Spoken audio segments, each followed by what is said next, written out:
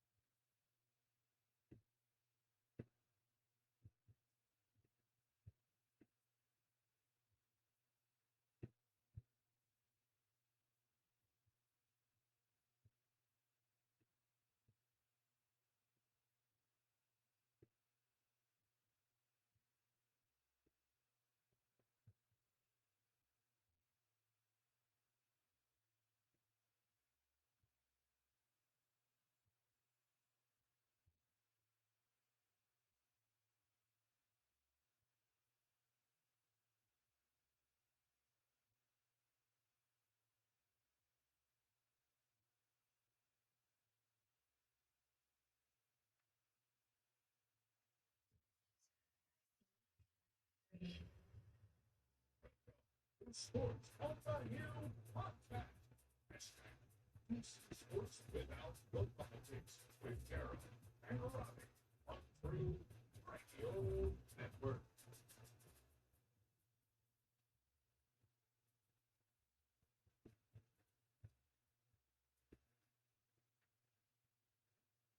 That's right. It's Monday night. Sports on the Hill Podcast, True Radio Network, coming to you live from the lab. Another great episode talking Nats, talking NBA, NHL, and whatever else we might get into tonight. Always bringing you the best coverage around. You get it nowhere else. It's been a rough day for me, so we're going to go ahead and get this show underway because it was a long day. If you tuned in last night, they had the bar radio. We had a wild show that went to almost past midnight. So, yeah, I've been on the radio a lot the last 2 days. So, RobbieG, how you doing today, good sir? I am also very, very tired. I didn't get in until 2 o'clock in the morning. Long, lots of delays. The airline said that I was going to miss my flight. Turns out the flight I was on was the airplane for the next one. So I woke Zach up in a hurry to have to wait to then get back on that same airplane. It was a crazy day. At least we got home. There were times where they're like, "You've already missed your flight." I'm like, "But we're already sitting on that airplane." So like, anyway, but I got home 2 in the morning. It all worked out. Went to work today. It sucked it up, but I'm happy to be doing podcasting with you now, and the day is over. And some really exciting stuff in the sports world we'll talk about tonight. We'll talk about this Nats game, which unfortunately they just gave up a run, but the Nats are looking really good in this game. It's actually the first Nats game I've been able to watch live in over a week since I was in Texas. And then this Cup final game, Carroll said he turned it on for one moment, and Tampa Bay scored right away. It was a beautiful goal. We'll break that down, and then how the teams got here into the Cup final in the second half of this first hour. And then we'll bring in the NBA roundtable, and we'll have Brian and the rest of the team come on, and we'll talk about the Eastern Conference Finals and the Western Conference Finals, and project a little ahead to how we think the NBA Finals will look. But yeah, lots of fun and exciting stuff. My trip was amazing to Texas. You and Brian and Arun crushed it last week. I was happy to see. I actually watched it and tuned in from Texas, and so thank you guys so much for that. And tomorrow I'll be actually releasing a vlog video, music video about my trip on my Facebook page, and also my personal one, and on my YouTube channel. So check that out tomorrow around noon. But yeah, Carol, how are you doing? And what are your thoughts on so far the Nats have done this week? I'm doing pretty good. Out there in that sun trying to sell some cars. You know how it is. The Nationals, I'm definitely loving what I'm seeing from this team. We spoke last week when Brian was on about the addition of Gerardo Parra back to the team, and he helped create that spark back in 2019. And along with Kyle Schwarber and Parra and Josh Bell's been playing pretty well also. Even Starlin Castro, they're starting to step up, starting to hit timely hitting. The pitching has been, you know, pretty stellar for the most part for the last week and a half. They've the starters have been giving them at least a good 6 innings, and the bullpen has been holding leads, and the offense has been getting timely hitting. The series against the Phillies was a very interesting game too. We're going to break down. Well, it was an interesting series all in all. I know Brian can't wait to talk about the first game of that series. But I'm definitely loving the Nats. Like I said, when in 2019, when they were 19 games under 500, I still said this team is a quality team that can get things going in the right direction. And they still have injuries to Strasburg and one of their top pitchers, and they're still putting them together. We have some inconsistencies on starting rotation with Ross and Lester, which I'm definitely going to talk about Lester because yeah, I'm having some concerns about him and quality of his innings that he's putting up and the hole that he's putting his team in when he's on the mound. But all in all, I mean, with the Schwarber addition and putting him at the leadoff spot, that I said last week, I don't think anyone understood that, but I guess once again that Davey has proven his baseball knowledge and wisdom is far reaching and far beyond what we can grasp sometimes.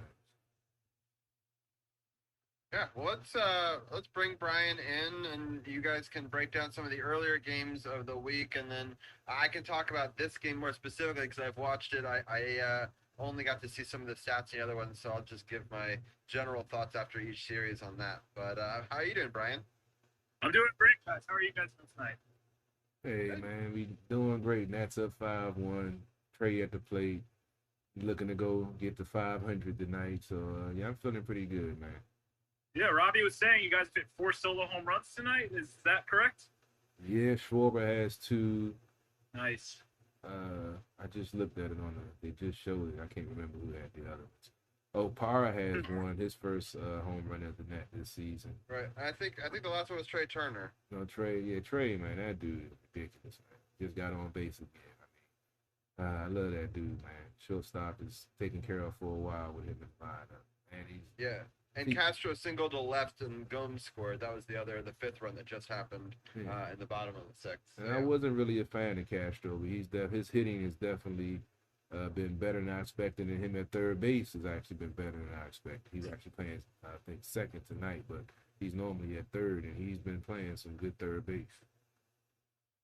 I mean, I remember when we had Castro on the Yankees. I really liked Castro. I felt like he could do a lot of really good things. And when I saw that he signed with you guys, I thought that would be a good signing. And he is good at third base. When he played for us, he was mostly at second.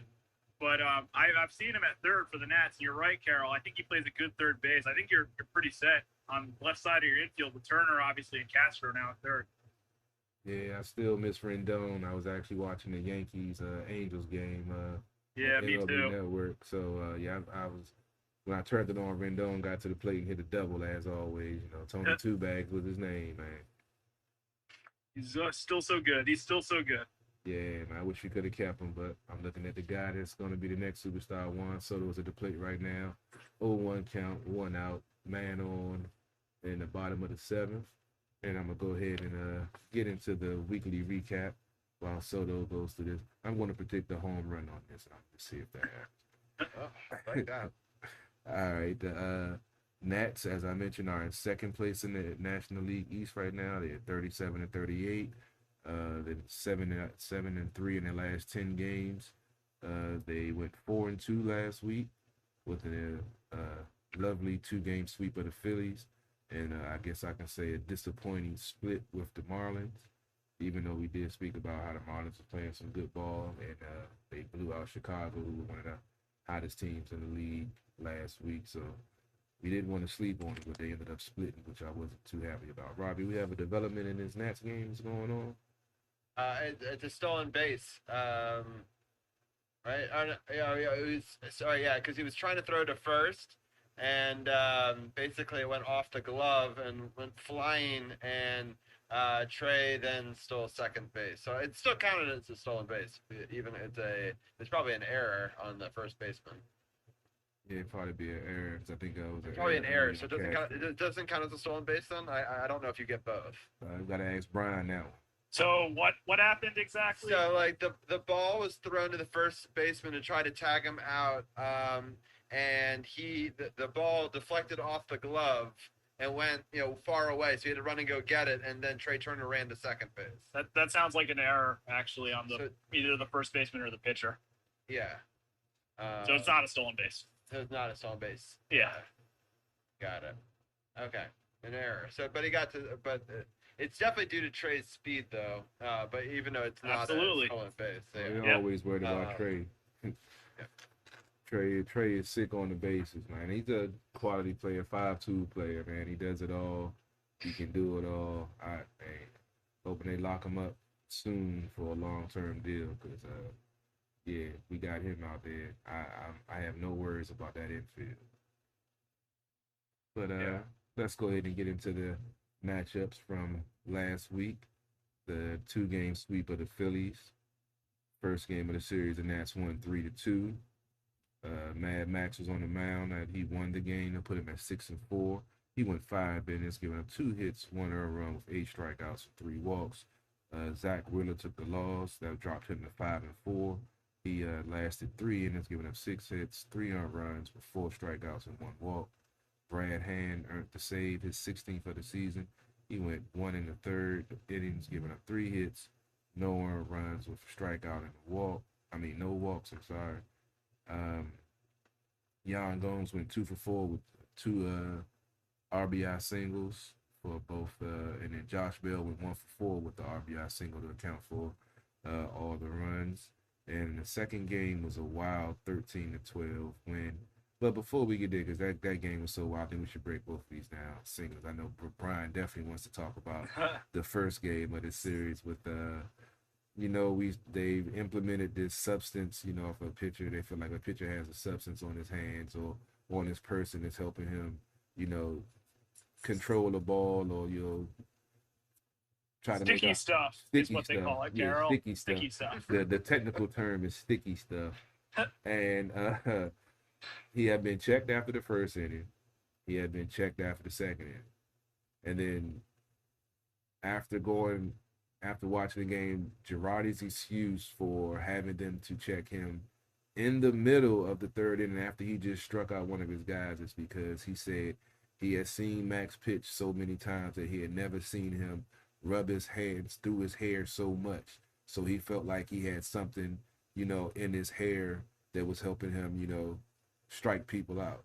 So Mad Max was already upset the 2 times he had to do it. And then now you're interrupting his flow. And at the time, no one understood why all of a sudden he would do that. And then I'll let Brian finish the rest, because I know he wants to go into it as a ex-Yankees manager, because that was a very interesting situation. Yeah, I always liked Girardi. Obviously, he played for the Yankees, helped the Yankees win World Series, and then he was the manager of the 2009 team that also won the World Series. So I always liked Girardi. But this was, in my opinion, I felt he crossed the line, honestly, in doing this. And Scherzer, in my opinion, had every right to be pissed after you check him 2 times already, and he's completely clean. What do you think you're going to possibly find the 3rd time? And I don't buy Girardi's excuse either that he thought Scherzer was rubbing his head too many times. It just seemed like to me he was trying to throw him off his game. It didn't work. We saw when Scherzer came off the mound, he visibly, with both colored eyes, stared right at Joe Girardi, gave him like a death stare. And that led to a whole other thing where the Nats bench was kind of yelling at the Phillies bench and yelling at Girardi. Kevin Long, who's the Nationals hitting coach, used to be Girardi's hitting coach when he was with the Yankees. Oh, I didn't know that. Kevin Long, they work together. They're friends and former coworkers. Wow. And Kevin Long was yelling at Girardi, and Girardi yelled back, you want to go, K-Long? You want to go? Like he was. It would sound like I remember seeing it at the time, and I hadn't really gotten all the information yet, so I kind of felt like it looked like Girardi was trying to fight Scherzer, honestly. Yeah, that's what I thought. That's what we all thought at first, right? That's what we all thought. Yeah. But it turns out it was Kevin Long, who's the Nationals hitting coach now. And it's crazy. This is stupid. I just want to make this clear. This is the dumbest thing ever. This whole crackdown on sticky stuff and just like a constant checking that's going on throughout baseball. It's not just Max Scherzer. Garrett Cole got checked 3 times in his start that same day. Jacob deGrom got checked. Like, all these pitchers who are great pitchers are getting checked for sticky stuff constantly now. It is stupid. Major League Baseball needs to figure out a way to handle this and make it, like, check it maybe one time, like, before the game. And if I don't know why they need to check so many times. Like, what do you think you're going to find the second time or the third time that you don't find the first time? I don't know. But it was a crazy situation. Like I said, I like Girardi because of his time as a Yankee player and as the Yankee manager, but I am definitely on Max Scherzer's side on this one. I think it's completely ridiculous. And I'm also on Mike Rizzo's side, too, who had some really strong words for Girardi. I mean, Mike Rizzo called Joe Girardi a con artist. I mean, holy shit. Like, what? That's crazy. Like, that's such a strong statement from Mike Rizzo. So, Rizzo doesn't make waves. He's very rarely in the news. Like, I know. He's a quiet guy, and right. This is like the craziest thing ever. I swear, but I'm on Max's side, like you guys. I think Max is ridiculous. He has every right to be pissed, honestly, and Major League Baseball's got to handle this. I was pissed when I saw this. This is the only thing I really saw about the Nationals last week. Because I was away. Yeah. And when I watched the confrontations go back and forth. And I agree. I thought it was going to be, he was yelling at Max at first. I was like, that's ridiculous. But then John Boy Media, shout out to him, does a great breakdown of this. And holy cow, he really wanted to fight, his former bench guy. So it's like, that's crazy to me. Like, and like, I mean, I know he's trying to fire up his team. And I thought that was actually going to work for them in the second game in that series. But it almost did. It almost did in that game. Yeah, that game was crazy. So I'll let Carol give his final thoughts on this, then we'll get into that game, because I can't believe we came back 3 different times. That's crazy. It just reminds you of the 2019 team that, it was never, too late in the game for them to get a rally going and find a way to win late in the game. So it was a classic Philly Nats game, with the whole confrontation and thing. It was hilarious to me, because like I said, after the second time, then you're going to actually interrupt the inning to do it. I was like, that's just too much. He's trying to, I just want to say my favorite part was when Max offered to take off his belt. And when he unloosed his dog, like, he's about to strip. Yeah, I know. And then other pitchers started to do that move too later, and and one of them actually did start to drop. Sergio Romo, right, and from the A's, right. But it's just like, how do you get to that point where it's like you're driving, and then they have to go through the sweaty hair when John Boy was talking about that? Like, now these poor umpires have to go through the sweaty hair to try to figure out if he put a chemical in there. I mean, that's so dumb. I mean, one thing I did see is that I didn't even notice until I saw the stat the other day that there's been 7 no-hitters already, which is tied for the most ever in a season. So I'm guessing they're thinking that the hitting isn't getting that bad or the pitching isn't that good, that they but must didn't be. they change the balls though? I heard they did. So they did. Why don't they blame that, not the pitcher? And they're checking the Mets pitcher now as he's going off the mound. It's so dumb. It's so dumb. Oh, everybody's getting checked. It's not just Max Scherzer. I want to make this clear. It is not just Max Scherzer. It is every pitcher. Like the other day, I'll give you an example. Yesterday, Garrett Cole pitched terribly at Fenway. He gave up 4 runs in the first inning, and they still checked him when he walked off the mound. I was like, did you just see how he pitched? Do you really think he's cheating? Like, come on. And Brian, all this time they're trying to increase the pace of play in this game. I now know. You're going to add this to it. There's no way that this is. It's not going to last. It will not last. I'm telling you, they're going to find a better. They have to find a better way. The commissioner said he was pleased at the way ridiculous. things were going. Yeah. It's so dumb. And all I can say is, like, I haven't seen too many umpires pull what Girardi pulled, where they're telling the umpires to go check a pitcher. I haven't seen too much of that. It just seems to be umpires checking pitchers. We actually did have somebody get caught yesterday for the Seattle Mariners, and he's currently facing a 10-game suspension without pay. Wow. For getting caught. And they're currently, what the plan is they're going to examine his glove. He claims it's just rosin, but they're examining his glove. And if it comes back clean, his suspension will be dropped. But he's the first person to get caught officially since they started checking. So nobody else has been caught. So with the suspension, is it 10 games or 10 starts? 10 games. It's 10 games. See, that's the thing for a pitcher. That's why I'm really. That's like 2 games, basically. That's what I'm really trying to understand. And how is it supposed to be a severe punishment when you're only missing 2 games without pay? When you're a pitcher, you only pitch every 5 days. Yeah, exactly. It makes no sense. Yeah, it's like this whole thing is dumb. It's like it's all for show. That's why, like, it doesn't make sense. I can understand if it was 10 starts, but 10 games, that's 2 starts for him. That ain't nothing. Yeah. Yeah, I don't get it, man. It's so the dumb. bullpen shows up for 2 games then for them, and they're fine. Yeah. Or they bring in another starter. Right. That's how it goes. Right. Yeah. It's Pretty just much. it's so frustrating because I'm happy that more managers aren't doing this move yet, Brian. But if this rule's still allowed to go into the playoffs, you know that managers are going to use mind games. Without a doubt. That would suck. That would suck if they did. I agree. It would be terrible. It would slow things down. Like Robbie said, they're trying to speed up the game, but this is going to slow it down considerably. So, yeah, I don't know. They got to come up with a better way. There's got to be something better. No doubt. All right, let's get into the game. Yeah, let's get into this historic 13-12 victory. And I say historic because for the first time in Major League history, both teams hit a grand slam and a 3-run home run in the same game. They said that's never happened before. Wow, I did not know that. Me neither. MLB Network, baby. I keep that on, man. Nice. This game was went back and forth. The Phillies jumped out to a 5-0 lead in the 4th. Then the next thing you know, the Nats put up 5 in the top of the 5th. Phillies answered with another 4 in the bottom of the 5th. Then the Nats said, "Hold up, you think it's going to be like that? Hold my beer." They put up 6 runs in the 6th inning to take a lead.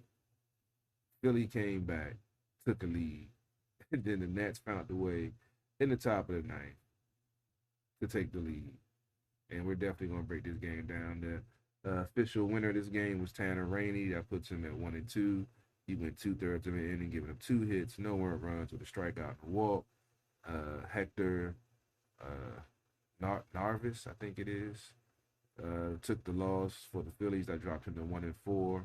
He went an inning, giving up 3 hits, 2 earned runs with no strikeouts and no walks. And Paolo Espino, who earned his first Major League victory last week, earned his first save of his MLB career by going 1 inning, giving up no hits, no earned runs with no strikeouts and no walks. He started tonight, actually. Oh, really? Started that? Yeah, he's like he pitched 5 good innings of shutout baseball. Nice. Yeah, I didn't get a chance to see the first 5 innings, but that's good. Yeah, he's played in pivotal roles. When Max got hurt when he pulled his groin, he came in that situation. He's coming out of the bullpen, and now he's closed the game. So I mean, hey, 34 years old, he's got it. I guess he has enough experience. He should be used to playing any type of role as a pitcher, being in the minor leagues for that long. But to be down 5-0, then to tie it, then to be down 4 more runs, then to take the lead with that 6-run 6th inning, and then Philly storms all the way back. They take the lead in the 8th, and then Washington puts up 2 runs. And remember, this is in Philly, so I mean that's the end right there, right? The buzzer, and then they're able to shut it down and get, as you said, get the save.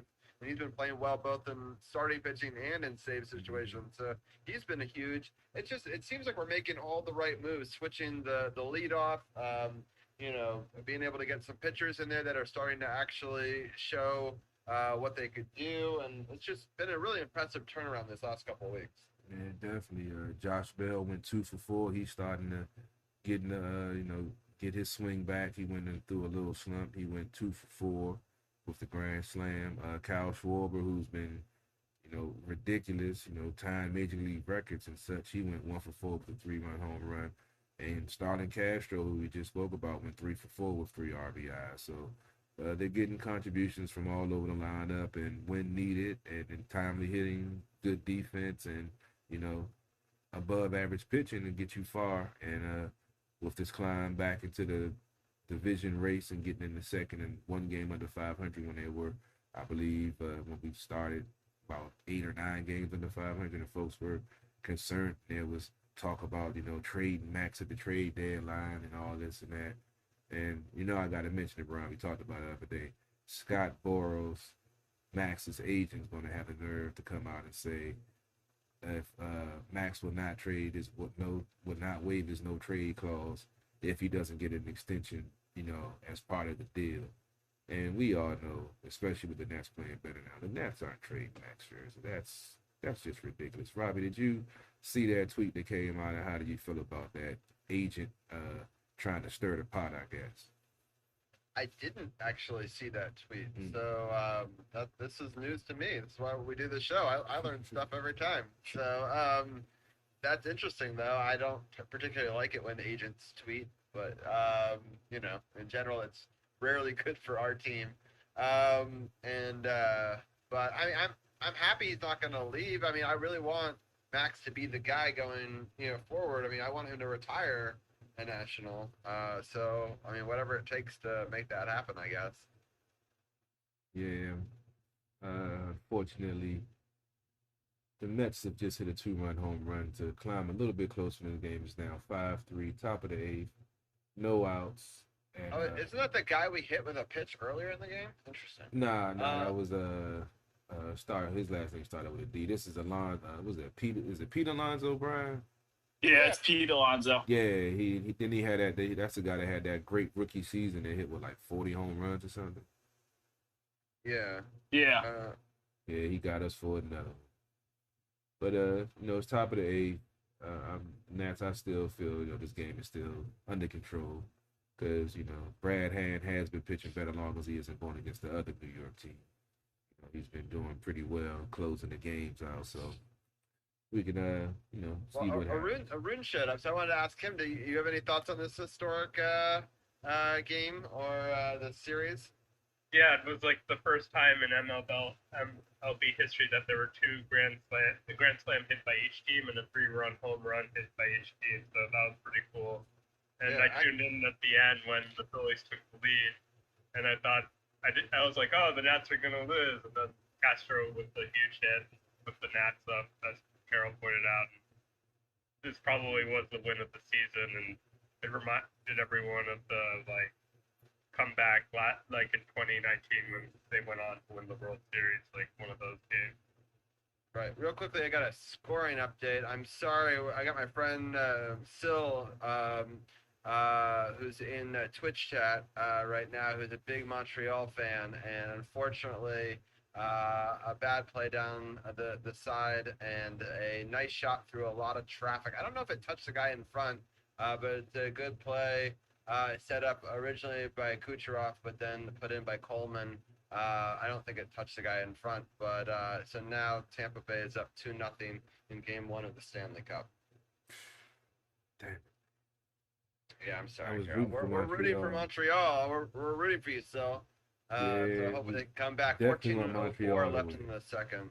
So if Montreal does score in this game, you'll hear the goal horn go off. So it's up to that right now. I'm pulling for the Habs, but yeah, a crazy historic game for sure, as Arun was mentioning. All right, well, Carol, let's get into the next series real fast. Let's go ahead and break down this split with the Marlins. The first game was a 7-3 win by the Nats. Joe Ross earned the victory. That puts him at 4-7. He went 7 innings, giving up 4 hits, no earned runs with 8 strikeouts and 2 walks. Cody Poteet took the loss. That dropped him to 2-3. He went 3 innings, giving up 6 hits, 5 earned runs with 6 strikeouts and 4 walks.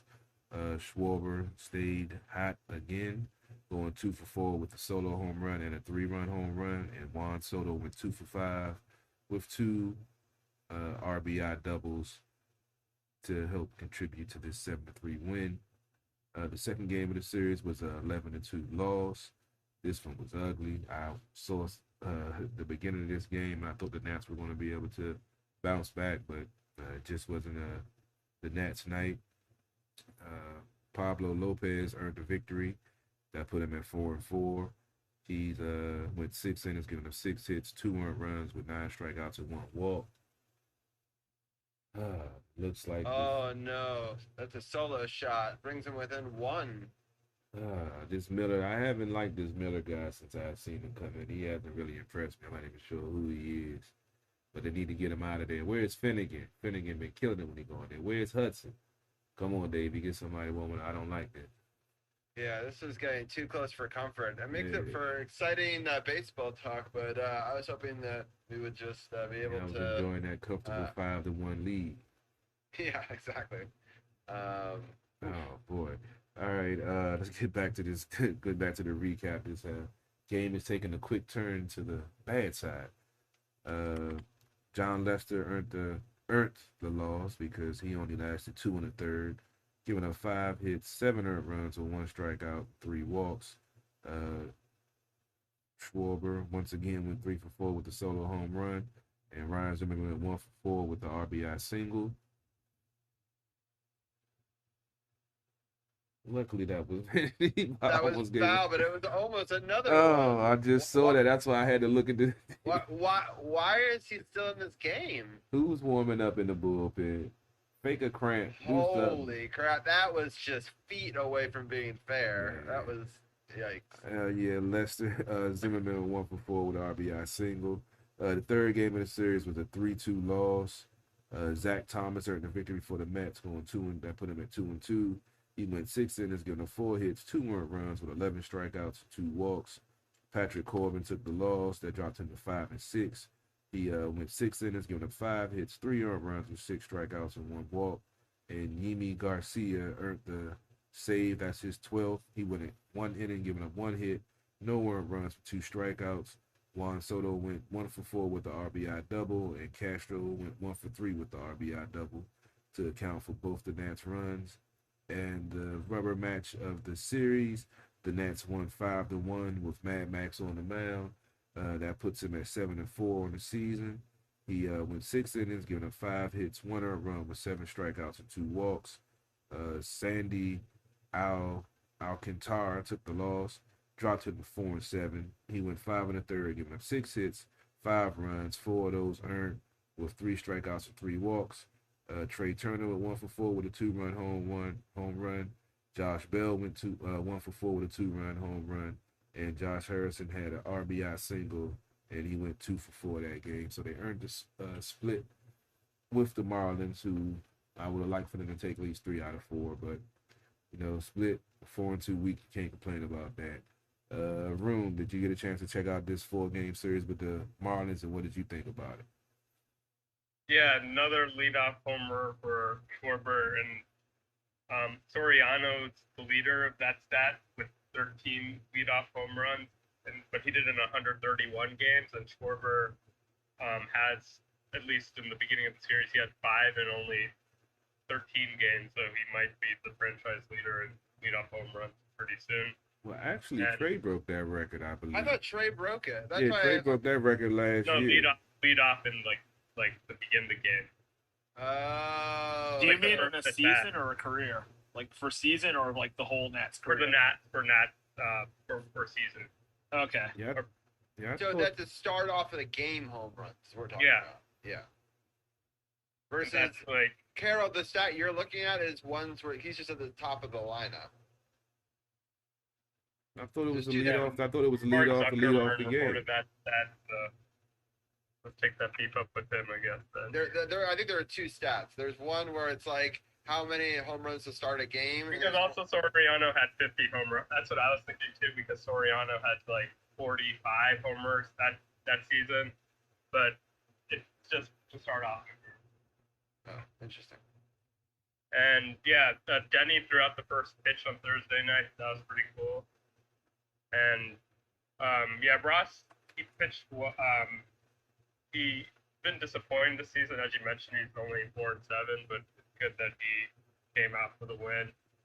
Leicester got rocked later in the series, and yeah, it was kind of weird that the Nats swept the Phillies and split with the Marlins. But the Marlins, when they win by a lot. They've actually outscored their opponents this year, meaning even though they're below 500, meaning when they win big, and when they lose, it's close. So it's unfortunate that the Nats couldn't get more than two against not a particularly good Marlins team.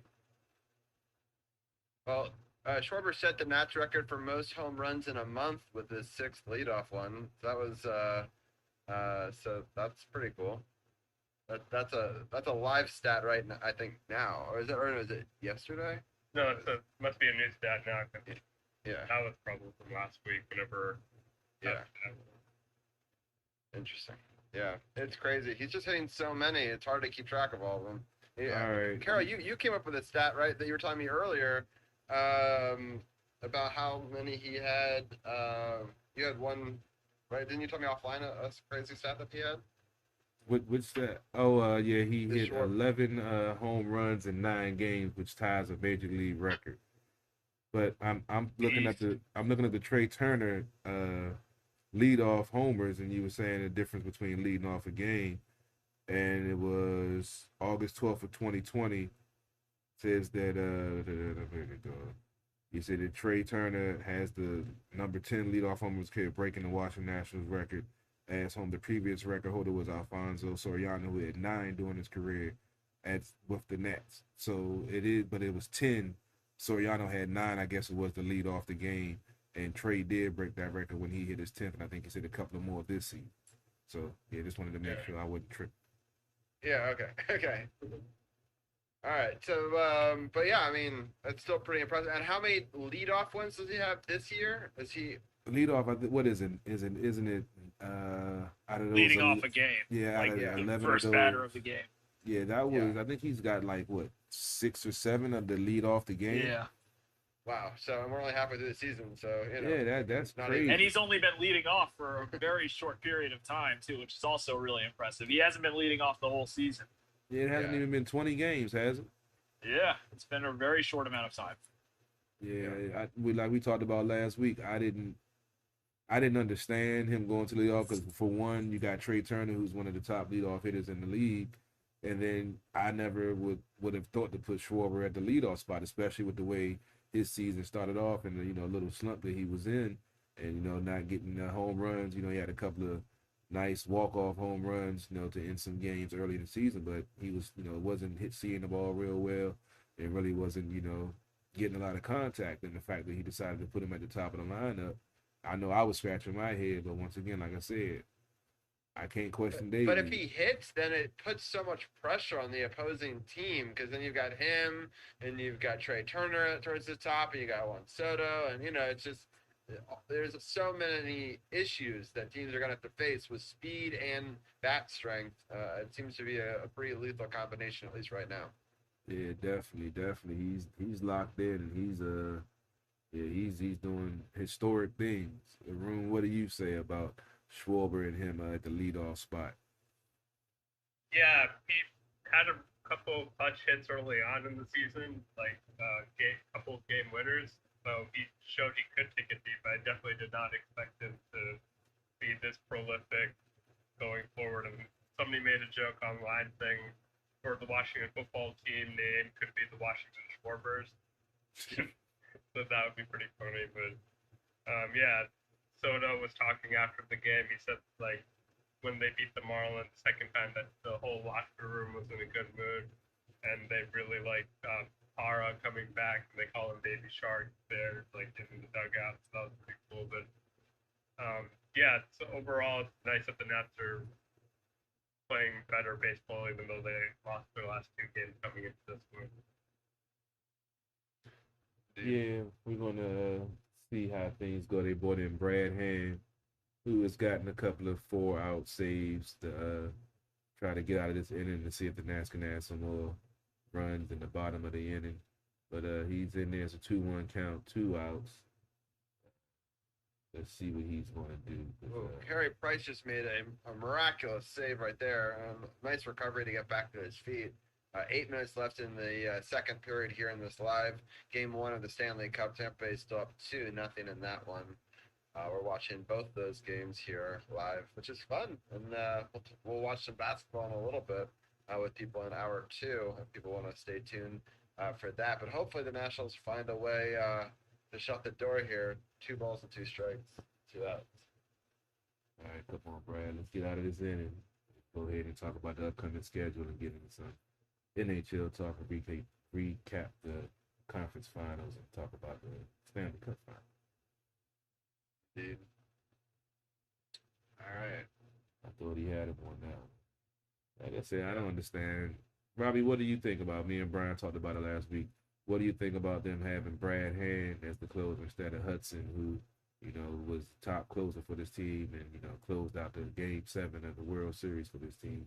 Now he's, they didn't even use him as a setup man tonight, but now that they brought in Brad Hand with that hefty contract as a closer. I think the reality is you're going to have to use multiple people as your final guy throughout the season. I mean, think about in 2019, I don't think we had a set closer real early on. I mean, we kind of went back and forth between a couple of different pitchers throughout even the playoffs there, and so there'll be times where I think he'll go back into the closing role and Hand will step away. But I just don't think – I'd be shocked. The season is very long when you have a full season.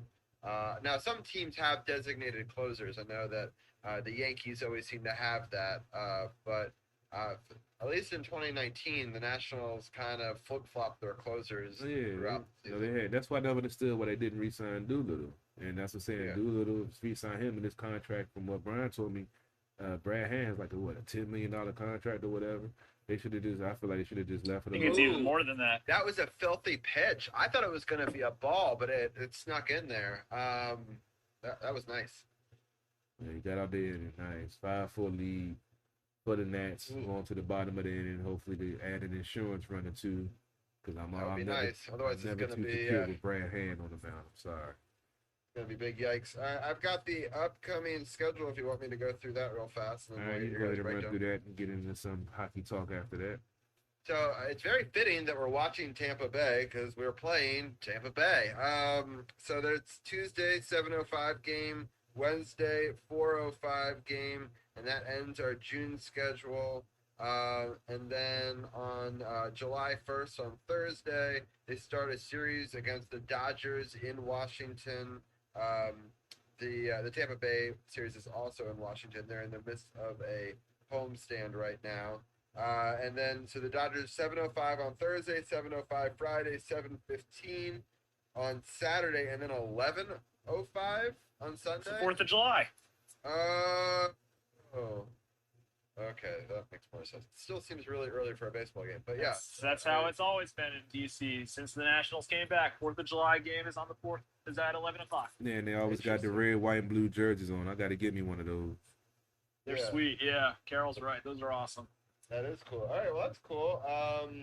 Yeah, I'll be out of town for that, but that's a cool game. Some year I got to go to that one. That sounds interesting. All right, Carol, you give your thoughts on Tampa Bay and LA, and then we'll get Brian's thoughts since I know that he sees a lot of Tampa Bay. The Rays, I believe we split with them earlier in the season when we played them, and they were, I think it was a 2-game series, and they split it with them then. Brian was telling us how good Tampa was playing at the time. I can't wait to hear how they're playing now. And you already know how I feel about the Dodgers. I would love for the Nats to sweep them. But the Dodgers got a good squad. They playing good ball. They out there battling with San Diego in the West. So, I'll take another 4-2 week. Yeah. I would as well. All right, Brian, what is how is Tampa Bay? What's the state of the Rays? They're still in first place. They're still a really good team. Not much has changed. Well, actually, one thing has changed, which hurts them a lot. Tyler Glasnow, who we were actually talking about the last time the Nationals played the Rays, is actually suffered a really bad injury, suffered a UCL injury. They don't know how long he's going to be out for. That's a huge loss for the Rays, but they're still in first place. They're still a really good team. They took 2 out of 3 from the team the Yankees are playing right now this weekend, the Angels. And I expect a split probably of this series because the Nationals I think are playing good ball right now.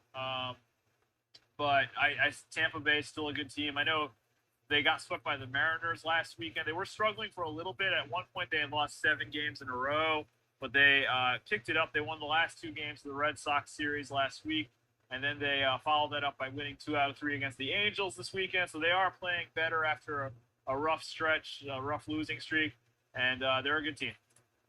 Yeah. Arun, any thoughts on Tampa Bay? Yeah, the Red Sox are in first place by half a game. Well, thanks for reminding me, Arun. Thanks. Oh yeah, and you were saying where's Finnegan? He's on the DL. Carol, I forgot to mention that. Say that again. He's on the 10-day DL. He'll be back in like July 1st or something like that. And yeah, the Rays they've won 4 of their past 5 games. A couple, as Brian mentioned, against the Angels.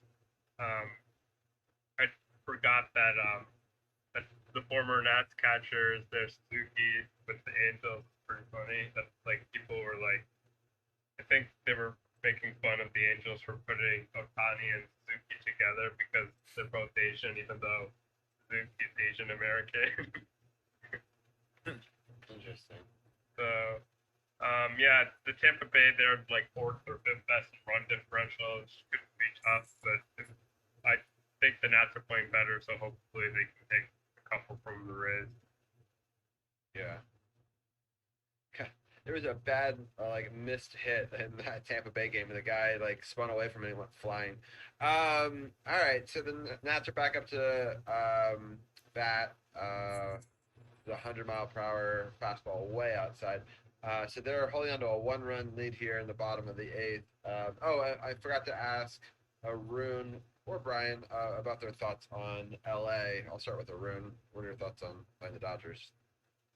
LA's always going to be tough, defending champs, and the Nats have a good rivalry with them. They each eliminated each other from the playoffs, so should be fun. A fun series. Brian, what are your thoughts on them? Yeah, it should be a good series. I'm going to the game on Saturday, so I'm really excited about that. The Dodgers are always really good, and this is the first time they've come to Nats Park since the 2019 playoffs. The West has been a really tough division this year. Neither the Dodgers or the Padres are in first place right now, actually. The San Francisco Giants are. They were the first team to 50 wins this season. They're off to a great start. Sounds like Montreal. So it'll be interesting to see how the rest of that division goes. But yeah, sounds like Montreal should score. Is it a 1-1 now? It hasn't happened yet, though. So I'm very confused by the goal horn. Uh-oh. Sometimes the goal horn lies and it does it for the other team, and Tampa Bay has it right now. No, I think it just lied. That's weird. It has happened once or twice before. One time it happened where the other team scored, and that really pissed me off. Damn it, I'm like, it was only set to go for the Capitals. And I was like, are you fucking kidding me? When that happened, you had one job, Goldhorn. One job. Yeah, and now we're way far into it, so I don't think it's happened. So that's just odd. Threw me off for a minute. So I was like, I was gonna be so excited for our friend Sil. But anyway, we got a batter on base. Carol, how did that happen? I was watching hockey. Mets have a flamethrower out there throwing 100-mile-per-hour fastballs, but he has no control right now. Yeah, he's missing a lot, it seems. Tim said the Canadian scored, but I don't know if he's trolling.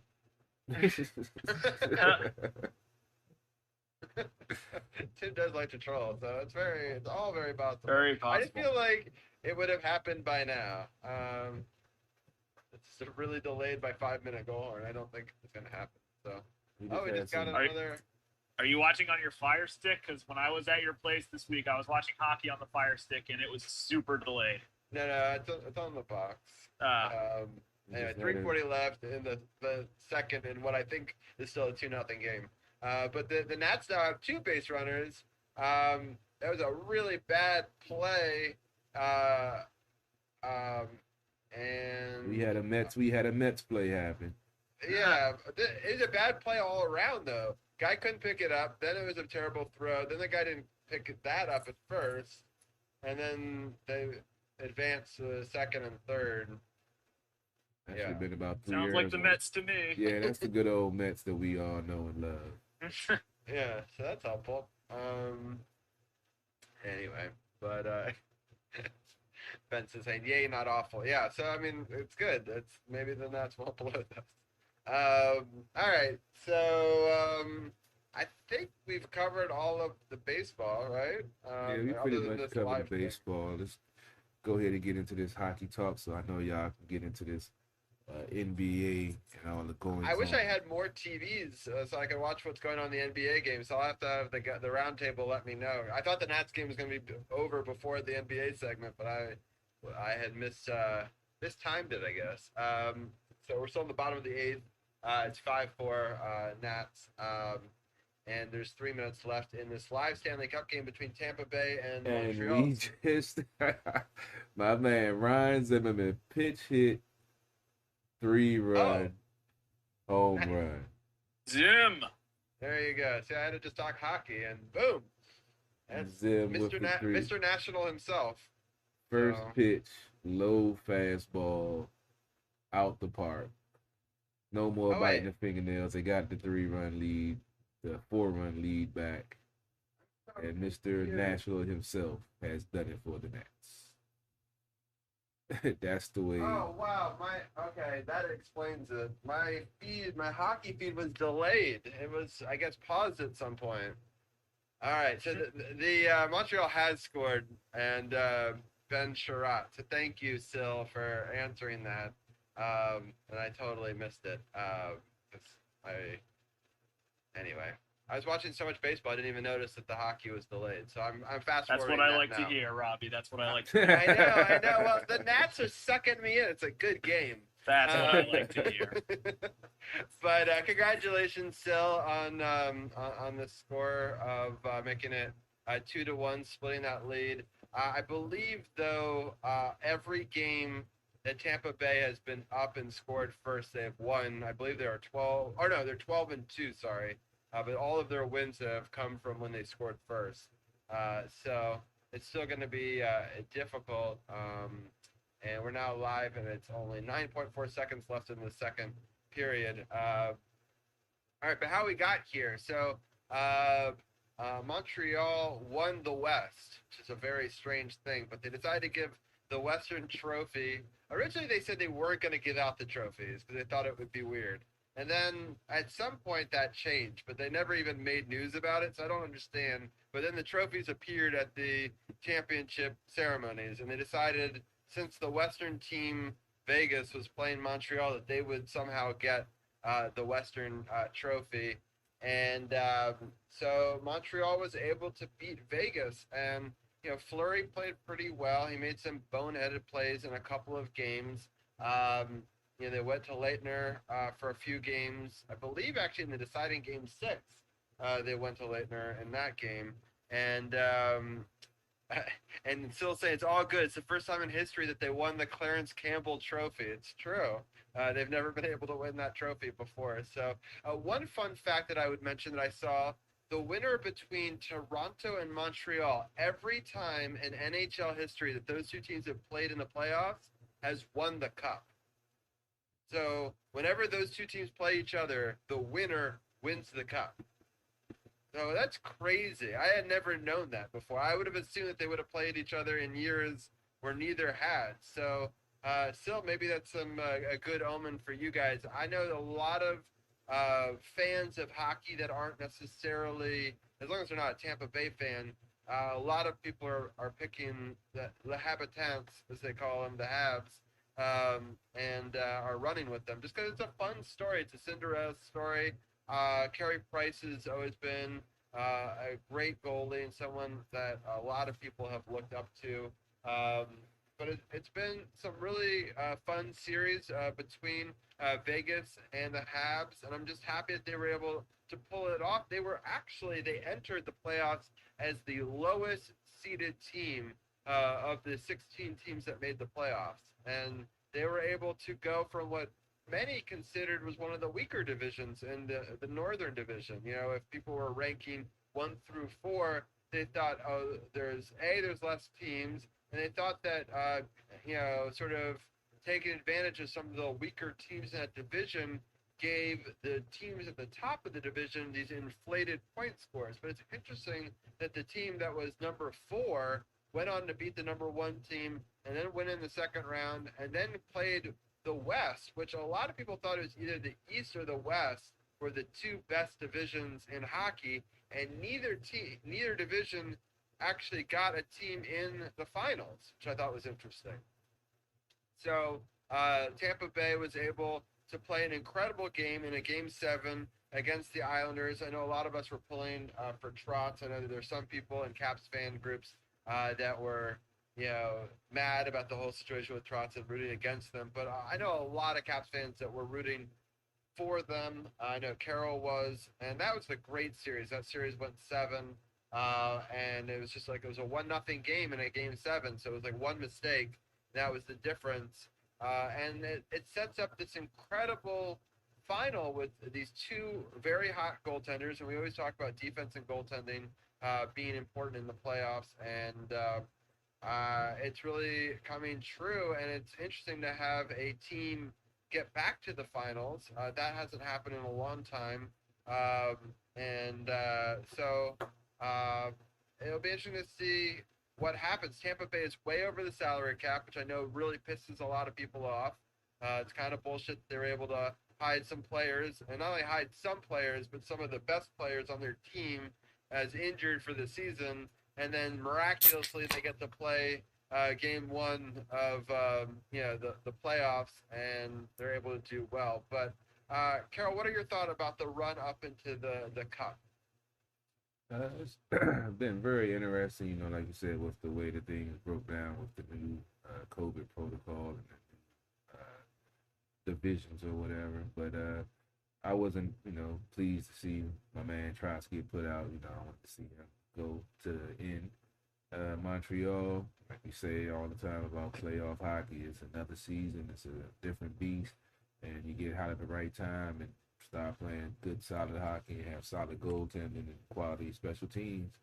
You never know how far you can go. And, right now it's 2-1 in Game 1. There's still time for them to tie the game and, possibly win. So it's never over until the clock reaches 0-0. So it's going to be an interesting series. I haven't watched as close as, I normally do with the Caps, but I'm definitely going to try to stay tuned in and see what's going on so we can break it down going into next week. Yeah, that's crazy that there hasn't been a Cup winner from north of the border since '93 when Montreal did it. I thought that the Flames had did it one time, but I guess they had not. So that was before. But yeah, it's Sil was just saying that it's been that long since the early '90s since a Canadian team has won, and they win gold medal all the time, and it's their sport. It's just kind of shocking to me that that none of the teams up there have come through. So it's right now it's a close game, 2-1 game. Going to go into the third. It's in the second intermission. I don't know, Brian or Arun, did either one of you guys watched any of the playoffs? I know that you watched a bit of the Islanders, right, Brian? Yeah, I did, and look, I'm a Rangers fan, but I have to say, I will say I did kind of bandwagon the Islanders a little bit this postseason, which I know a lot of people thought was a little weird, but you know what? I don't really care because I just really like giving you crap. I don't really like hockey that much, guys. It's just how it is now. I don't really care that much about hockey as much as I used to, so I don't really have a problem with it. It's not that big of a deal to me. The Islanders earned my respect this postseason. They had a great run. And I was really impressed with how they bounced back. They got their asses kicked in Game 5. They got destroyed 8-0. And then they won Game 6. They were down 2-0 in that game. Game 6, to win Game 6 in overtime and to close out Nassau Coliseum like that, I thought was awesome. And then, like you said, Robbie, just one bad break in Game 7 and a 1-0 loss. It's tough for them, but they had a great run, and they should be absolutely proud of what they accomplished this season. Barry Trotz and Lou Lamoriello are running a great team over there. And yeah, as far as the West, I didn't really see a ton of the Western Conference, but I have to, or I don't even know if you can call it the Western Conference because Montreal was in it, but whatever that was. I was surprised Montreal won. I mean, we talked about it on this podcast how it was going to go. We thought, Edmonton swept Winnipeg, or Montreal swept Winnipeg, so forth. We thought it was going to be another sweep. But no, I was really impressed that Montreal won this series. And I have to say, I think, I don't really care. I'm honestly not even watching this game right now. I don't know how much of the finals I'm actually going to watch because it just doesn't interest me that much. But if I had to pick a team I'm rooting for, I'd probably pick Montreal, honestly, just because I really like their underdog story. And Tampa Bay won it last. Tampa Bay's had enough sports success over the last year. They won the Super Bowl. They won the Stanley Cup.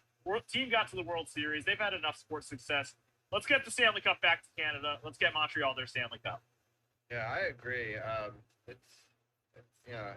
I definitely think that Tampa Bay won it last year. They don't necessarily need to win it again, and it's been an exciting run to it. I don't know, Arun, have you checked out any of the hockey playoffs? Yeah, I checked out Game 7, and yeah, that shorthand goal was pretty surprising. I can't believe that decided the game. McDonough he was great on the PK, and overall, Trotz losing it was the third straight conference finals he's played the Lightning. He beat them the first time, but the last two, not so lucky. And yeah, I remember the Canadians winning in '93 because that was the first year I started watching hockey, and the Canadians actually eliminated the Islanders that year, and second round the Islanders eliminated the Caps the first season. And I remember that because Dale Hunter knocked out Pierre Turgeon for the rest of the playoffs. Oh yeah, that's still legendary. That I've watched on YouTube even recently. That's a crazy hit. So one fun fact is last year the two Stanley Cup finalists played in the same division the following year, and so they played each other 8 times. And this year, these two teams played in the Atlantic, at least before the divisional realignment. So it'll be interesting to see if they end up, playing against each other a bunch next year. So it's just rare because usually, you would if you played in the Cup final, you'd maybe play them twice, once at home, once away, the following season. And that wasn't the case between Dallas and Tampa Bay this year, and it won't be the case probably, assuming it's going to go back to the way it was, between these two teams. And these teams, even though they haven't played each other all season, they know each other very well. Because, Montreal, played Tampa Bay a lot ever since they did that realignment and the Metro Division was created and the Southeast Division was eliminated. And so, it's going to be interesting to see the chippiness of this game and the rivalry take form. It's going to be a really interesting Cup Finals, at least in my opinion. Carol, what are your final takeaways before we switch gears? I can disagree with what you said. It's definitely going to be interesting finals and see how things work itself out. With the whole realignment. I would love to see Montreal beat Tampa Bay. Like I said, I haven't really watched them closely, but Tampa is a quality team, like you say, over the salary cap. Kind of like the Yankees of the NHL, but watch it. But it's going to. I'm definitely going to see how this concludes. I would hate to see Tampa go back to back because I wanted to see the Caps go back to back, and if they do it, I'm really not going to like Tampa Bay. Yeah, exactly. Just so people want to watch other games in the series, the series is obviously going on right now, 2-1. We're in the second intermission. I'll give scoring updates whenever we get them in the third period in our NBA talk. But the next game is Wednesday, June 30th. That's at 8 o'clock. It's also in Tampa Bay. And then on Friday, it switches over to Montreal at 8 o'clock. And then on Monday, also at 8 o'clock in Montreal. So you guys can cover that next week if you're going to do 5th of July podcast, which I think you're going to do, but we haven't really talked about it. And then next Wednesday, July 7th, it'll be back at Tampa Bay at 8. Game 6, if necessary, would be Friday, also at 8. And then Game 7, if necessary, would be on a Sunday. So next week you would preview sort of the last 4 games of that while talking about Game 4. So that'll be interesting. See where the series is out next week. Yeah. All right. So, did we catch that? We have a Is it Curly out? W in the books, Rob. Nice. Nice. Awesome. That's great. 8-4 over the Mets. I'm excited about that. Out hit them 11-10. Mets had 3 errors. They were very Mets. And that led to definitely some of those runs, at least creating opportunities. So good for them.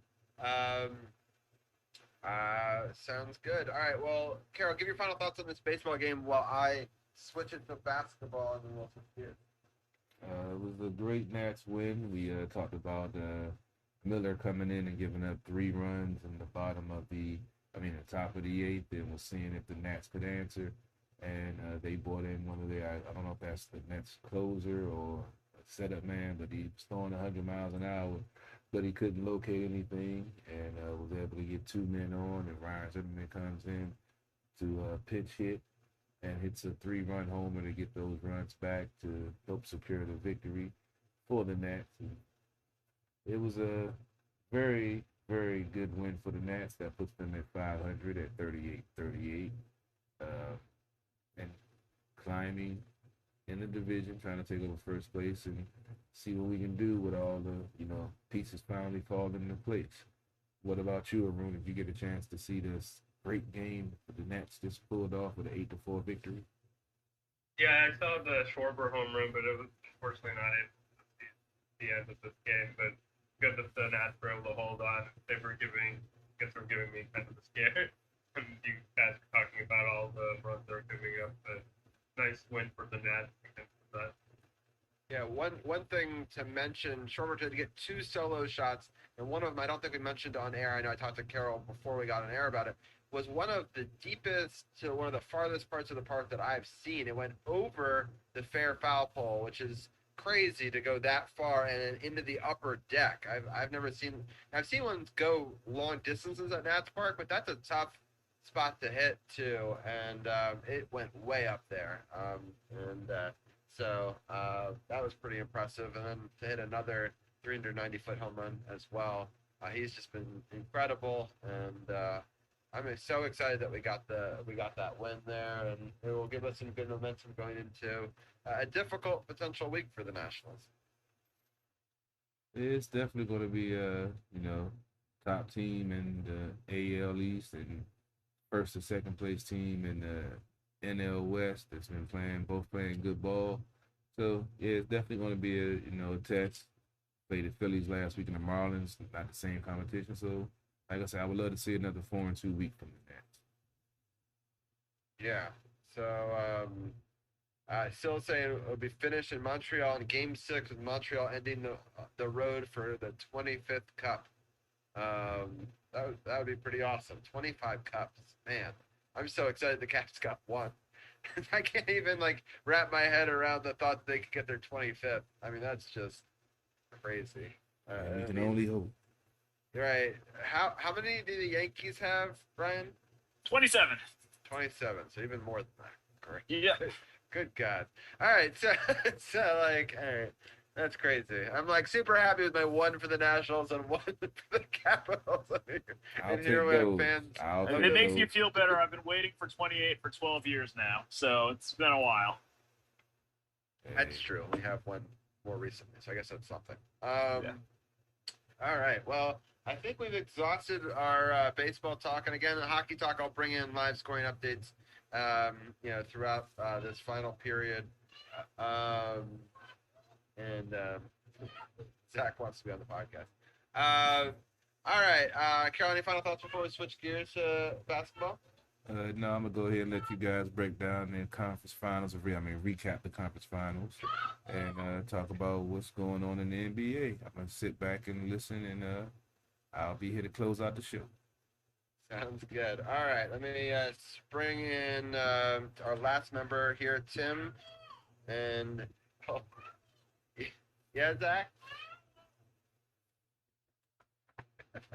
Sounds important. It sounds important. I He think. wasn't being hit by. I kind of imagine upstairs is kind of like, did you ever watch that video where the mom is trying to pull the kid back from the meeting, and he's, that's what I kind of imagine upstairs is like just now. But Could be a work Zoom. Could be worse. yeah, it could, exactly. He's not happy. He really wants to be on this podcast. He's very excited about the NBA playoffs. So let's talk about we'll talk about the game that's happening right now. Right now, the Clippers are up 59-52 over Phoenix, which is necessary for them because it could be all done tonight if the Suns find a way. Tim? How are you doing, and what are your thoughts on the game so far tonight? Yeah, doing great. Been a busy day, but happy to be on the show. I've enjoyed the first half. The Phoenix crowd is really into the game. They have a full sellout there, I'm pretty sure, because Arizona doesn't really have strict COVID rules. So the crowd's really into it, but the Clippers had an amazing first 3 minutes of the game. They were up by double digits, and Phoenix wasn't really hitting anything early. So the Clippers know they have to win. They came out firing. They were really terrible in the fourth quarter of the last game, so it was good for them to see some shots go down. But I could tell the Suns just were able to kind of take that huge punch in the mouth and come back, because by the end of the first quarter it was pretty close, and then at half it's back up to 8 or 10, I guess, but it's definitely a doable comeback. But well, now it's only 7, so I think that they came back again. So yeah, because it had spiked up again, but then I think that they cut it. So Suns lead the series 3-1. Overall, the Suns have just been kind of dominating this series. I'll go to Arun next. What are your thoughts on how dominant this Western Conference series has been so far? Yeah, the game's been a pretty, there was an incredible inbounds play for the game 2 game winner. Ayton caught the ball in the cylinder, but it was an inbounds play, so there's no goaltending on that. So that was a pretty incredible win for the Suns when it looked like the Clippers were going to pull it out. And even the last game, 84, I think the Suns scored 84 or 86 points. That's the lowest amount of points for a team that won this season. That was pretty incredible. Pretty ugly basketball game. The Clippers were pretty bad offensively. Tim mentioned that the Suns were, but Paul George he was not hitting anything down the stretch, and they couldn't really find any offense. The best offense was Reggie Jackson stepping back for 3. But it looks like the Clippers have found something offensively this one. Marcus Morris, 20 points. Paul George already 11, and DeMarcus Cousins actually had 10 points somehow. He stole the ball from Chris Paul and took it coast to coast. It's pretty funny. So, wouldn't rule out the Clippers in this series because they do have RobbieG. He was part of that Cleveland coaching staff that came back from a 3-1 deficit. But the Suns should still probably win this series, but it will be competitive for sure. Yeah, for sure. I want to thank Carly and Champ for modding over in Twitch chat, and I want to thank everyone for tuning in and chatting with us. It's going to be a little bit of a quicker NBA segment, so I'm not going to share the Facebook one to all of them. I'm not going to pull up stats. We could just have a little bit of a conversation, and that way I know that Carol and I both had late nights, so we're not going to try to keep people on too long, and then they can watch the fourth quarter and the end of this third period live, depending on whether or not you're a hockey or a basketball fan, or if you're a fan of both. You can watch both like I'm doing. Both are exciting games so far. I'm going to go to Brian next. Brian, what are some of your thoughts on this Western Conference final? Oh, yeah, I just really, going back to that inbound play, Arun was talking about the 8th dunk. That was basketball perfection, if you ask me. The pass from Crowder, the screen by Booker to set it up, and then Ayton slamming it home was just absolute basketball perfection. But it would not have been possible without Paul George missing those 2 free throws and at the end of the game. Now, Paul George did have a great game 2 outside of that, but he missed those 2 free throws that really cost that. That was the only reason the Suns were able to have the chance to win the game right there, was the fact that Paul George missed those 2 free throws. The The That Clippers alley oop is incredible, though. I just want perfection. to. I mean, it's absolute perfection. I don't it know was how beautiful. they draw the first of all, the block, down low to try to get him open was a great move, but just the timing play to get that where he can't touch it for too long or it's done. So like it was. Yeah, everything had to go right, and it did. Yeah. And everything else we said about the series. I mean, the Clippers looked pretty good Game 3. Paul George had a nice bounce back in Game 3. Really, Game 4, you guys already talked about it. Very low scoring game. I think, if I'm not mistaken, the lowest scoring game of the playoffs so far. I mean, it's one of the lowest scoring Western Conference Final games I've ever seen. Yeah, at least in the modern NBA, it is very low scoring. And the Clippers were awful. I mean, the Suns weren't much better, honestly, but the Clippers were awful in the fourth quarter of that game. But they've bounced back strong. Oh, Tampa Bay just scored. I just saw. Hey, you're not as far behind today. Nice. You're pretty up. Yeah, nice. pretty up there. Yeah. It went off the hand and then deflected off the stick and in. What a crazy bounce. So it's a backhand shot that the Montreal guy tries to swat away, and he swats it to Palat, and Palat basically hits it, a la almost like a Sidney Crosby baseball bat goal, and just what great eye-hand coordination, and he gets nice it goal. in. And Kucherov's back. I didn't know that. Kucherov's back. Yeah. But yeah, just a couple other things about this the game that's actually happening tonight. The Clippers got off to a great start, which they absolutely needed, but the Suns have had an answer for everything, it feels like, and the Clippers have answered pretty much every Suns run, it feels like, as well. But Booker hit a huge three-pointer right at the buzzer, right before halftime. Another really well drawn up play by Monty Williams and the Suns, I thought, on the three-pointer to beat the buzzer right before halftime. So we got a really exciting game going into the second half. I'm really excited. I'm excited to see how this one turns out. I will see if the Clippers can force a Game 6. But I really think the Suns are the better team, and I think they deserve to be in the NBA Finals. I think the NBA Finals would be better if the Phoenix Suns were in it. Yeah, I'm kind of excited about them potentially being in it too. Although I feel for the Clippers. They finally make it this far, and they just run into a buzzsaw team in the Suns. I do kind of hope the series goes a little bit longer. I don't know if I want the Suns to win it all tonight. I just think that'll be more exciting. Because I think I wouldn't be surprised if the Eastern goes a little bit further. Well, it just depends on injuries. So let's break down the Eastern Conference Finals. It's been pretty exciting so far. I'm going to let Brian take the first crack at it. We'll go in reverse order. So, Brian, what are your thoughts on the Eastern Conference Finals so far? Yeah, the Eastern Conference Finals has been good. Atlanta won the first game. It was a really exciting game. Atlanta won. Trae Young had 48 points. Milwaukee missed a shot. Trae Young's a beast. I learned that the hard way this playoffs. Trae Young is a beast. And do you think he's the next Kobe Bryant? I know that I've seen comparisons. I can't say that. That's way too. I can't go that far just yet. But I would see comparisons in his, at least not necessarily his ability, the playmaking ability, and his. He reminds me of a lot of a Steph Curry or a Reggie Miller type. Honestly, I see a lot of that in Trae Young's game. I think they're talking about the intensity, how he does. Well, what did you say, Arun? A lot more passing by Trae Young. Yeah, that's for sure true too. He passes the ball a lot more than Kobe.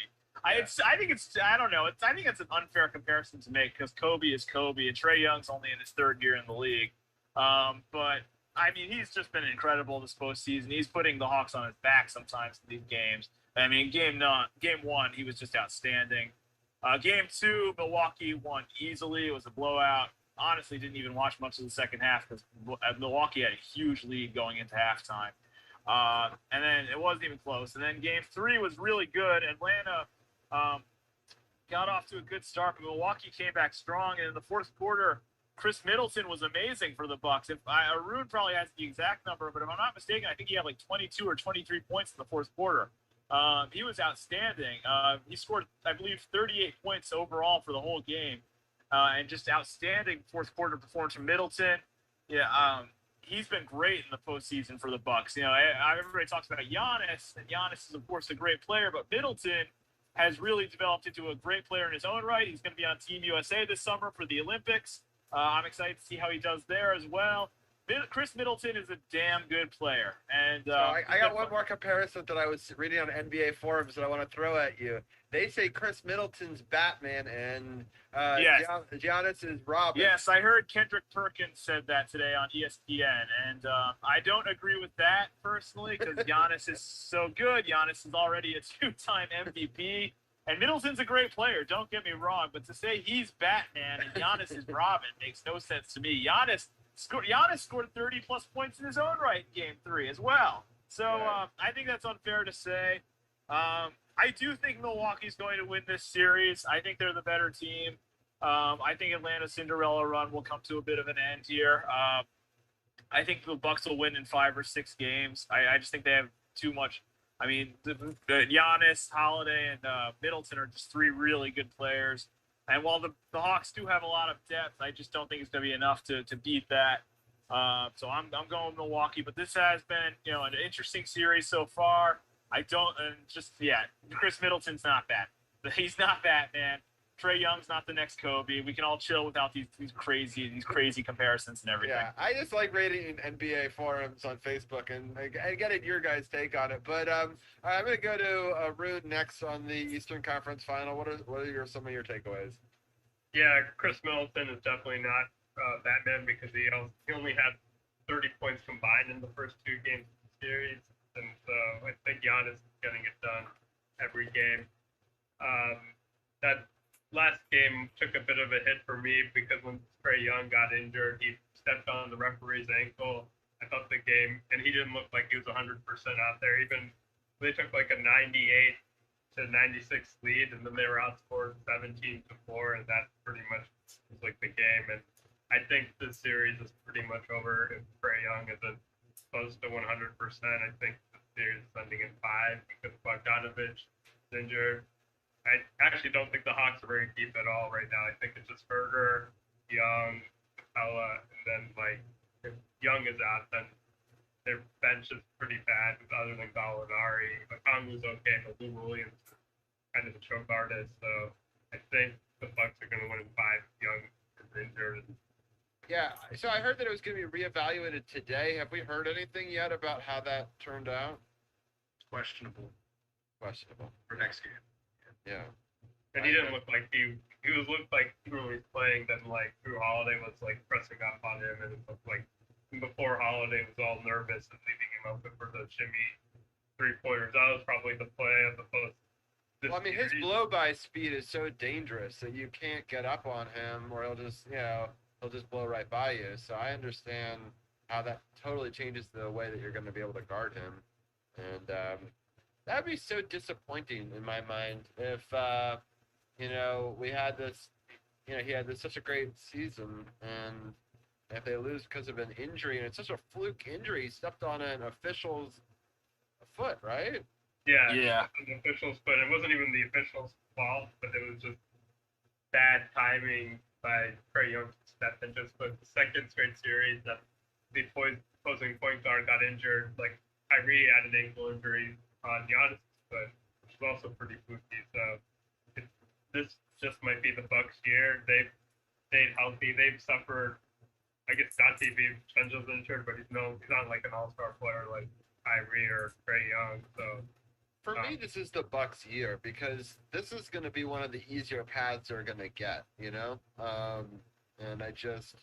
they got to put it all together in my mind this year. I mean, I'm not saying the Suns wouldn't be a tough out, but in comparison to some previous years and some teams in the East, and I feel like some favors were handed to them, and 76ers not really showing up, and the Nets not taking care of business. I mean, they really got to take advantage of this situation. Yeah, Nets, especially with Kyrie out and Harden looking like, I don't know, he's pretty slow out there, and he's taking all these. People are criticizing Giannis for taking all those threes with Harden. Didn't feel confident. Harris, he didn't take care of business. He reminded me of the UVA. He's from UVA, and not part of that 16-1 loss, but in the UVA DNA to blow big games in the playoffs. Right. Tim, what are your thoughts on the Eastern Conference Final? Well, I know we compared Trey Young to Kobe already, but I think we should compare him a little bit to Allen Iverson because I think his shimmy moment was cool, and he won game one single-handedly, but it is likely to be 4 straight losses, and it's kind of, he punked the defender. It's going to be an iconic highlight for years, but you know, he accomplished winning one game in the conference finals. That's great for Atlanta. They haven't done that in forever. They've never done it. I don't think they're going to win another game. And, like Arun said, Bogdanovich has been hurt, and he hasn't really been hitting threes the entire playoffs, but they've still been winning without him. In the regular season, he was a lot better shooter. So, all the injuries are taking their toll. Kevin Huerter had a great game 7, but he can't really take up that scoring slack, and nobody else really can. So I think the Hawks really should have won game 3. They were up in the fourth quarter, but Middleton just, was a hero and couldn't miss. But I think that might be the turning point in the whole Bucks season. And I do agree they should win it all this year, but I think Phoenix could definitely beat them. Personally, or maybe it'll go to 7 games. I think it'll be a tough series. Yeah. So it'll be interesting for sure. All right, we got 11:27 left in the third period in this game 1 of the Stanley Cup Finals. Tampa Bay is still up 3-1. I'm sorry, still it's not looking good. But if Montreal can score one here in the next 5 minutes, that'll make it much more interesting. And in this Clippers Suns matchup, it's a very close game, but sorry, they just went to commercial break, but I think it was it a 61-60. 61-60, okay. Yep. It was a 1-point game, yeah. So so that'll be really exciting. Let me just preview when the upcoming games are for the NBA playoffs. Do any of you guys have any final thoughts before I do that? I'm good. Yeah, me too. Maybe the Wizards can trade for Lillard, but probably not. Maybe the Knicks can trade for Lillard. We'll have a battle. We'll have a rock, paper, scissors for who gets it. All right, so we got Tuesday. Bucks Hawks in that game 4. Bucks are up 2-1 in that series. Milwaukee's favored by 6.5 right now. It's an 8:30 start time on TNT. Then on Wednesday, 9 o'clock, the Suns and Clippers might play again, depending on how this game goes out. And then Thursday, Hawks-Bucks game 5 is at 8:30. If the Clippers Suns go to a game 7, it'll be Friday at 9. And then a Bucks-Hawks game 6 would be on Saturday at 8:30. And if there is a game 7, it would be Monday at 8:30, Hawks-Bucks. So maybe it's something to talk about live. If Carol ends up doing a show next week, I know that we might take off for the 4th, or we might not, just depending on how things go. I'll let him give updates on that on his page and on the sports page. Always facebook.com/sportsothp always has all your latest news and information about the podcast and all that. And then it won't be live on this channel for a couple of weeks, just because I'm going to take 2 weeks off. I'm going to South Carolina for the 4th of July weekend to see family, and I'm also going the following week to the American Virgin Islands, and Zach is having a babysitter here, so we'll have a bit of a baby moon there. But so I'm excited for the next 2 weeks, but I'm happy that I got a chance to break down how this NBA action is going. I know that some of you guys will join Carol in the upcoming weeks and preview probably the NBA finals next week, and then how they're going the week after that. So that's been fun. I'll let you guys give your final takeaways of anything to do with basketball or anything in general. We'll start for attention down here. All right, so Arun, I'll let you go first. Any final thoughts that you have? Yeah, no RG3 news to report. The soccer day was crazy with 2 teams losing 3-1 and both going extra time, and France actually losing. So it was a pretty memorable soccer day. But other than that, not much to report. And thanks for having me on. Yeah, we'll actually talk soccer in a second with Brian in his outro, because I know he watched some soccer this weekend that included DC United. But Arun, thank you so much for coming on. As always, I always enjoy your take, and thank you for talking 3 different sports with us tonight. And we'll definitely talk to you soon. Sure.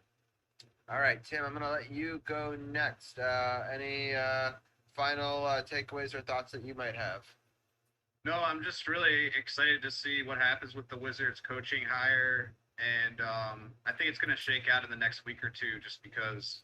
It's got to, right? Because everyone else is already getting their guys. Yeah, Some of the bets are still have been taken, and there's a couple left. It'll be interesting to see. If you were to make a guess right now, who are some of your odds-on favorites? Sam Cassell and Wes Unseld Jr. That's what I've been hearing.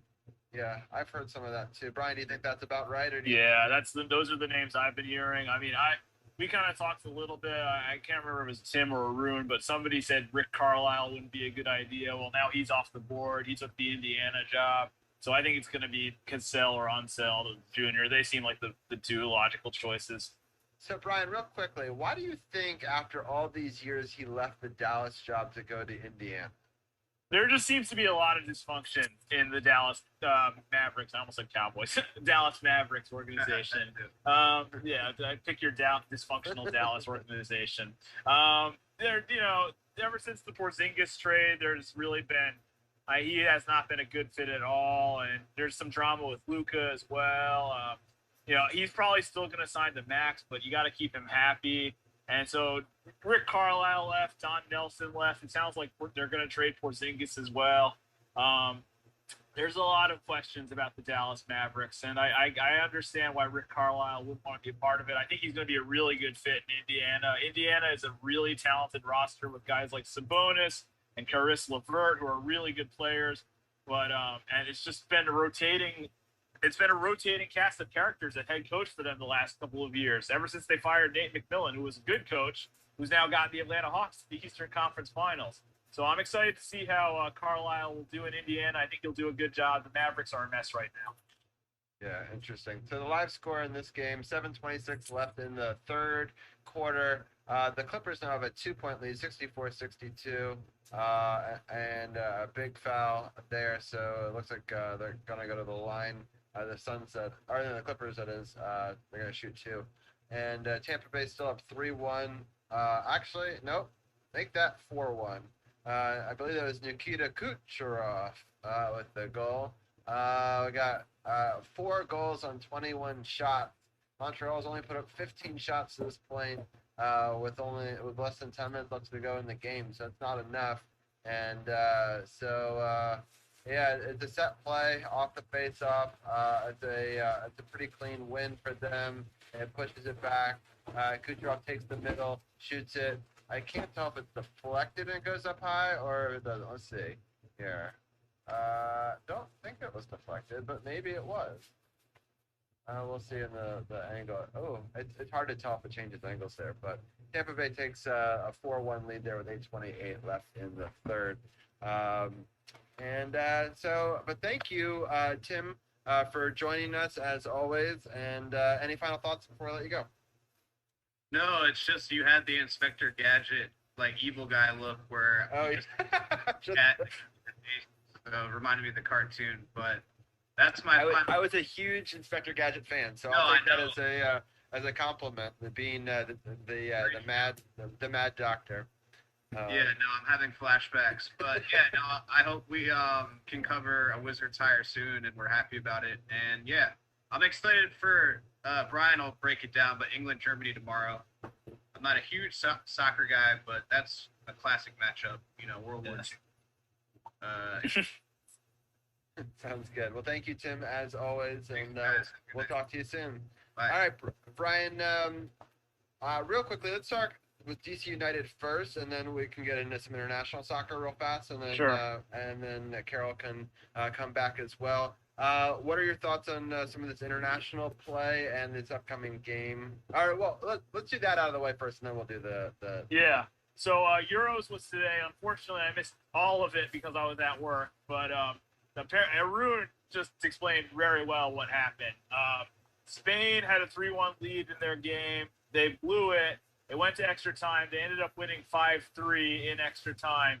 And then the defending champions of the tournament and the defending World Cup champion, France, were knocked out of Euros in a penalty shootout. I don't even know who it was against, honestly, because I've been at work all day. I'm very sorry. I wish I knew off the top of my head. I think it was, wasn't it Switzerland? It was Switzerland. You are right. It was Switzerland. I apologize. Yes, Switzerland.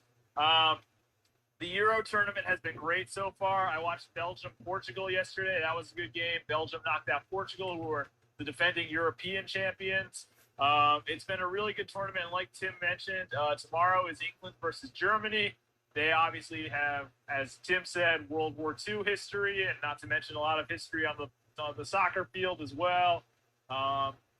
Two countries that genuinely do not like each other. So I am very much looking forward to that matchup. And now I think the tournament is totally up for grabs now that France is out. I thought France was the best team by far, so I am shocked to see them go out to Switzerland. I can't wait till this hockey game's over so I can watch the highlights of it, honestly, because it sounds like a hell of a game. I really can't believe I missed all this incredible action today.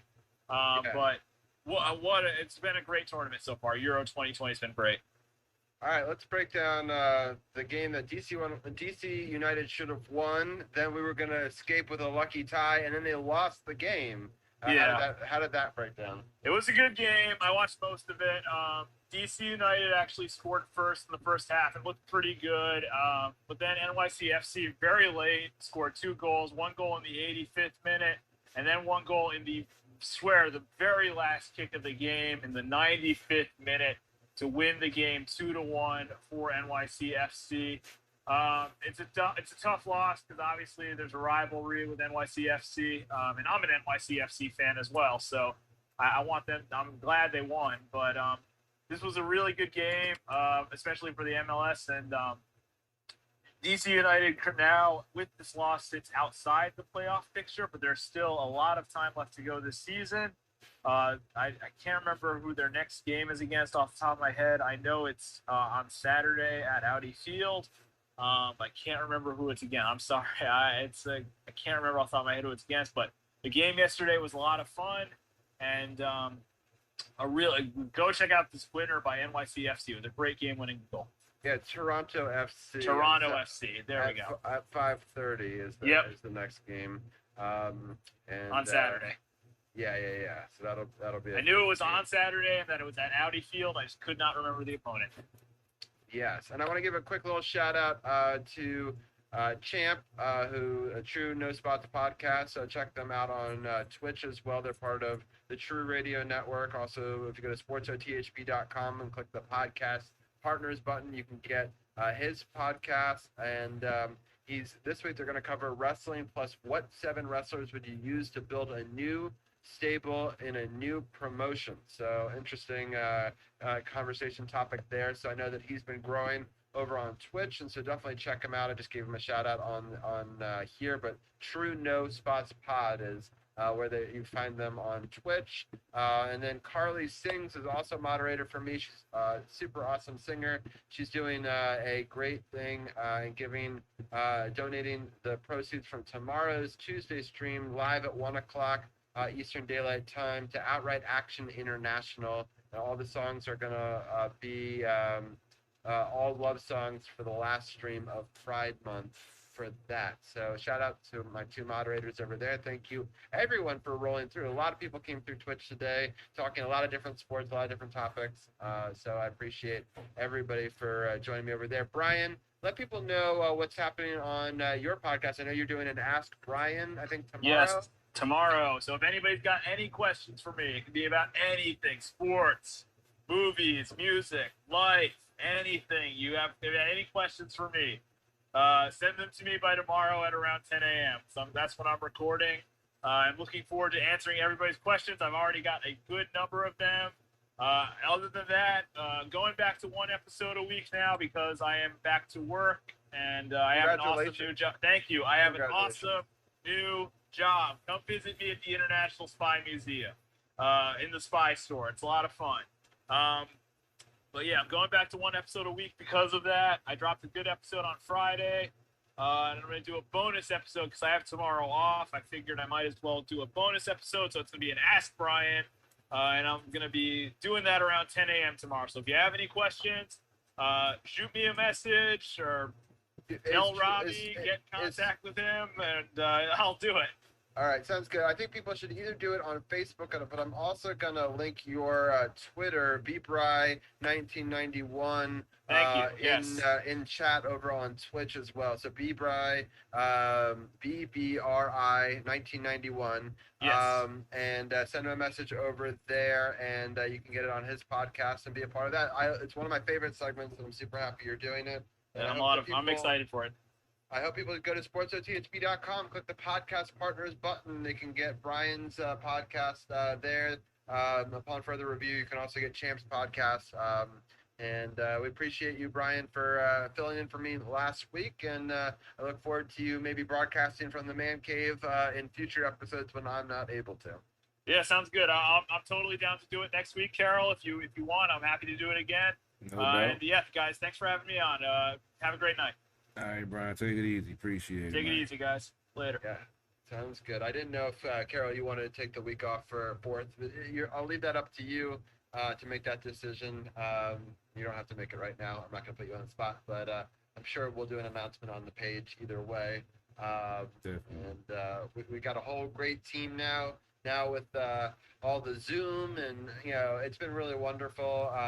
Season 5 and season 6 through Zoom has really given us a lot of opportunities to have a lot of interchanging people, and I love the team. I thank my Wizards Roundtable for joining me every week talking NBA, and I appreciate Brian and Arun for breaking it down last week, even in my absence. It's been a really fun season, and so Montreal's still on the power play here, but it doesn't look like they're going to come back, unfortunately. Price has had a bit of a rough night of it, and the Clippers are up 76-67. And I know that we talked about maybe talking Mystics tonight, but I think we could save that for next week if you want, unless you really wanted to go over it now. No, man, I'm ready to get off the air, Robbie. Yeah, I am too. I'm with you. We need more sleep. Yeah, we can definitely break it down next week, man. But appreciate it as always. Thanks, guys, for tuning in. We do this for you. We love covering DC sports, bring it to you like nowhere else. None of that clickbait, none of that anonymous source BS. We bring you the real sports talk like it used to be. Stay tuned. I'm working on the race. Oh, get the merch. Burgundy and Oh, gold yeah, no merch doubt. is back on. Hit the www spot or Sports OTHP to get the old school Sports OTHP apparel. You can hit me up to get the new school Sports OTHP apparel. We partnered up with Eric Husa. Proud, partner with us. I'm working on getting some more apparel coming out soon. Still have some shirts available. Working on some sweatsuits, some jeans, shoes. We got some things in the works. So just stay tuned. We're gonna make this thing do what it do. Make sure you check out the YouTube channel, Carol Porter III with 3 eyes. Go follow and subscribe. Getting more subscribers, more views. I'm putting out some of the old clips from some of the Washington football team stuff that I put out because we're getting ready for our off-season show. I'm coordinating with Dugenet to try to get another great off-season recap of free agents and rookies before training camp starts at the end of July. Excuse me. If you're in the market for a new, used, or pre-owned certified vehicle, come hit me up and come visit me down at Waldorf Honda. I'll be off tomorrow, but I'll be back in there Wednesday, 9 a.m., working till 8 p.m. Come on down if you need a new car. You got bad credit, no credit, some credit. Come holler at me. We got plenty of lenders. Okay, take care of you. That's what I do now.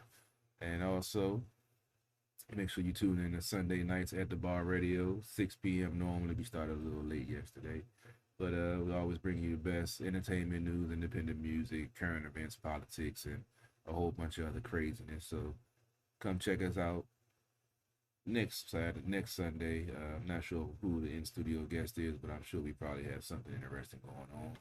And on that note, I'm always in with some independent music. I'm going to switch it up some more soon. Going to end it out with Renegade and a couple of favorites from At the Bar Radio. So if you got any independent music for folks that's, interested in doing music, don't hesitate to inbox me.